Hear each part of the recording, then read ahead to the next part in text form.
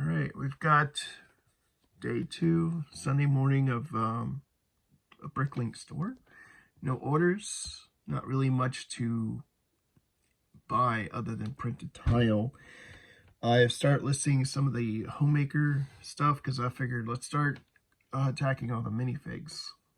And the homemakers are bulky. I don't know much about minifigs. I don't really use them in my builds. So I separate all the individual pieces that are not assembled. All those guys, they are assembled. So I'm going to address these separately. I'm going to go ahead and wash these. I'm not sure what to do about washing these because that means they are disassembled and I got to figure out how to put them back together again unless I wash them separately. I'm not sure what to do about it. And then there's one guy, I think it's Thor with a cape. So I got to figure out what I'm going to do about capes. I have a pile of capes down there as well. Yeah, so that's that. All right, so been doing minifigs today. I brought down 2 buckets of minifig parts, and I've been starting to go through the yellow minifig heads that I've collected over the years. I separate it by the hole at the top of the head. So this one, it's kind of hollow. It doesn't go through, but it's got a little hollow area. There are some that are filled in. They're solid. Not many. And then these guys have a Y shape in there, some kind of support. After that, I start looking for a common facial feature. All of these have some kind of eyewear on them. Previously, I was doing all the heads that had lipstick. So a lot of female minifigs are up there right now. So I'm slowly getting there. I did have to step out for a bit.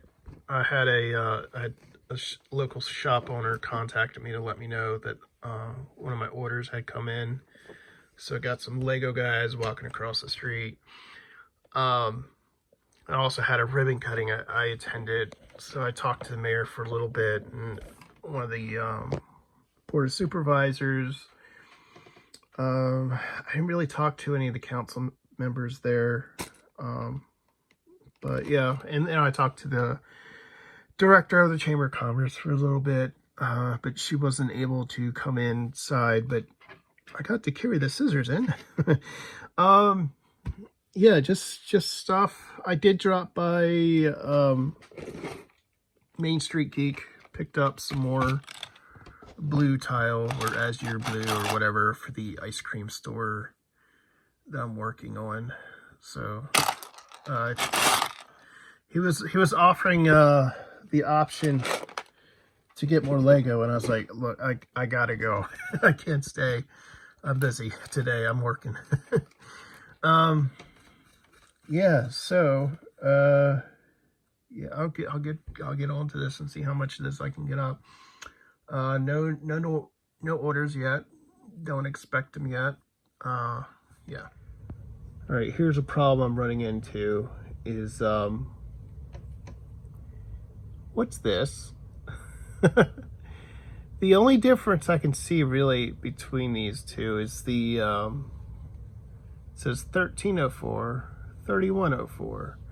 So it's just the 2 numbers are swapped.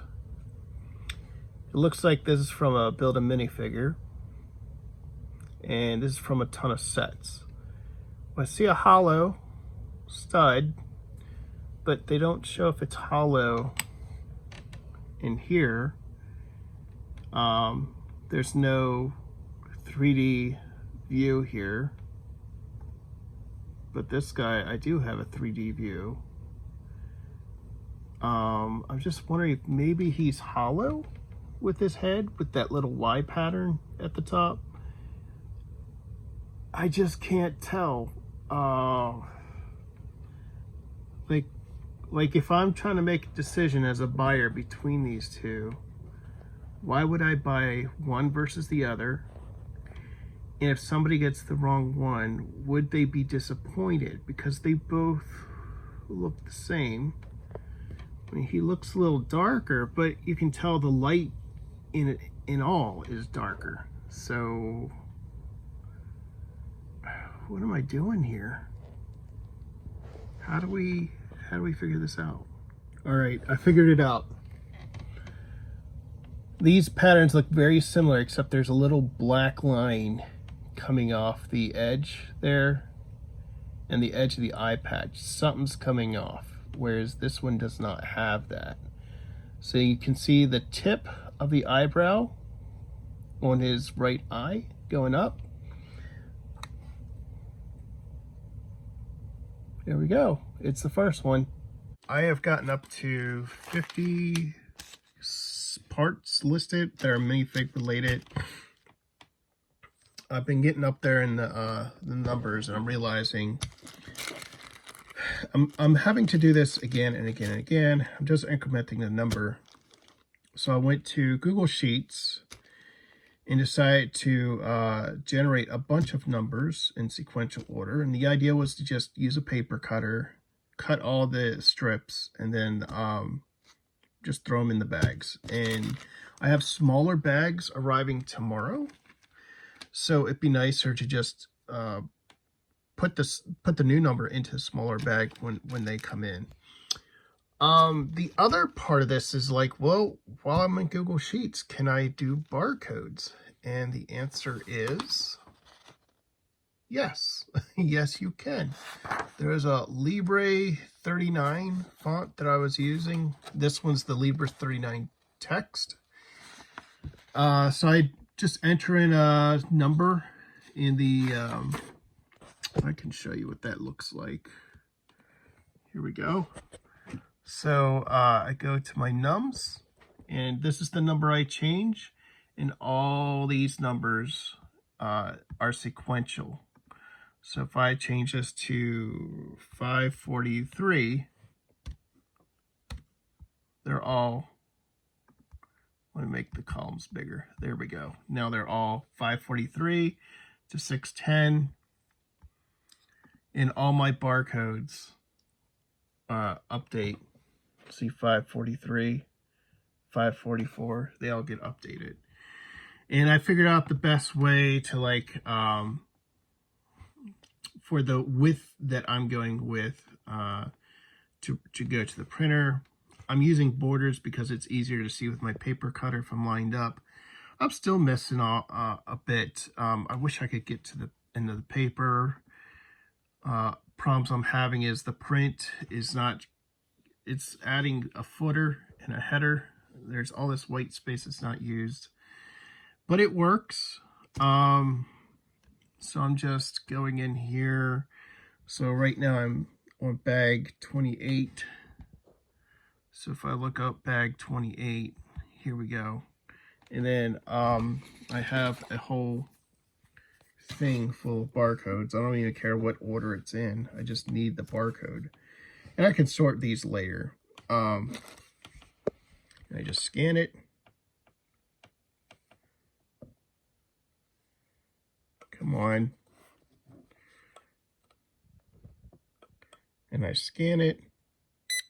There we go. And it has entered in this 095. So hopefully this makes it work better. I'm thinking maybe the barcode format's a little long. If I had it shorter, I could get more barcodes. But normally for each, I got some hair in there, for each thing in there, so there's like 3 parts.